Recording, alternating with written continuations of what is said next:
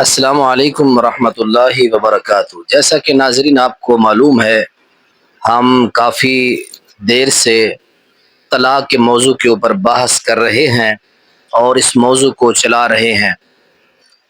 اللہ کے فضل و کرم سے میں جو آپ کے سامنے دلائل رکھتا ہوں قرآن پاک سے اور صحیح حدیث، صحیح مسلم کتاب الطلاق باب الطلاق کے ثلاث کے اندر 3 روایات موجود ہیں، اور ان تینوں کے اندر یہ ثبوت موجود ہے کہ نبی محترم صلی اللہ علیہ وسلم کے دور خلافت میں ایک مجلس کی 3 طلاقوں کو ایک ہی شمار کیا جاتا تھا۔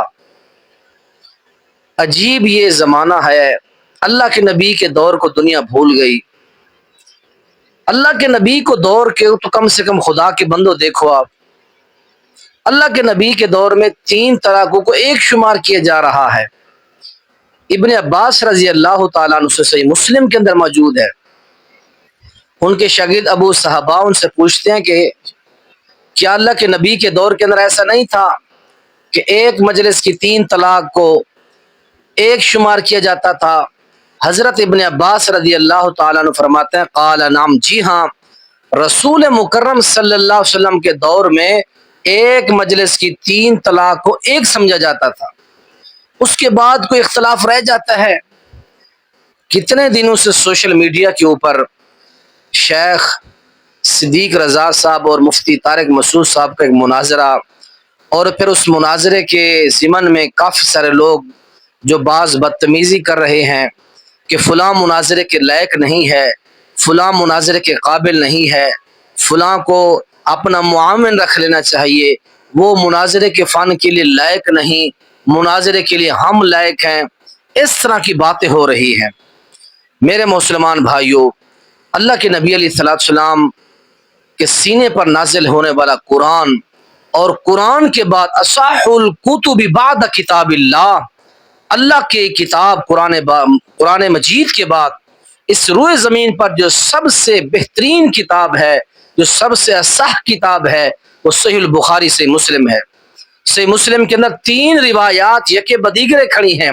اللہ کے نبی کے دور کے اندر صلی اللہ علیہ وسلم ایک مجلس کی 3 طلاق کو لوگوں ایک سمجھا جاتا تھا۔ تو کل انشاءاللہ میں ایک ایسی ویڈیو آپ کے سامنے، میرے چینل پر ویڈیو لگی ہوئی ہیں، میں کل آپ کے سامنے یہ بات ثابت کروں گا کہ اللہ کے نبی کے دور کے اندر ایک مجلس کی 3 طلاق کو ایک شمار کیا جاتا تھا، اور پھر ہر صدی کے اندر فتاوی جات، علماء کے بیان اور ان کی تحریریں اور حوالہ جات موجود ہیں کہ اللہ کے نبی کے دور کے اندر ایک مجلس کی 3 طلاق کو ایک شمار کیا جاتا تھا۔ علامہ ابو بکر جزائری نے فقہ المذاہب کے یعنی 4 مذاہب کے فقہ کے اوپر کتاب لکھی، اور آخر میں وہ بھی تبصرہ کرتے ہیں، لوگوں ائمہ اربعہ کے پاس کوئی دلیل نہیں ہے کہ ایک مجلس کی 3 طلاق ایک ہوتی ہے۔ کیا اس طرح وہ خالی اجماع کر لیں، تینوں ہم مان لیں گے؟ ہم ایسا نہیں کرتے۔ اللہ کے نبی کی حدیث ہمارے پاس جو ہے ثبوت موجود ہے، صحابہ گواہیاں دے رہے ہیں۔ امت کے لوگوں، نبی کے صحابہ کے گواہیوں کے اوپر اعتماد کر لو، اسی کے اندر خیر ہے، اسی کے اندر ہماری بقا ہے۔ اپنے اختلافات کو چھوڑ دیں، اپنے فقہی مسالے کو چھوڑ دیں۔ ائمہ اربعہ کے پاس ایک مجلس کی 3 طلاق کے 3 ہونے پر کوئی واضح دلیل ہے تو آپ پیش کریں، ہم سرخم تسلیم کر لیں گے۔ جب کوئی دلیل نہیں ہے ہم ایسے کیسے مان سکتے ہیں؟ تو کل انشاءاللہ آپ کے سامنے ایک مکمل مفصل ویڈیو بناؤں گا۔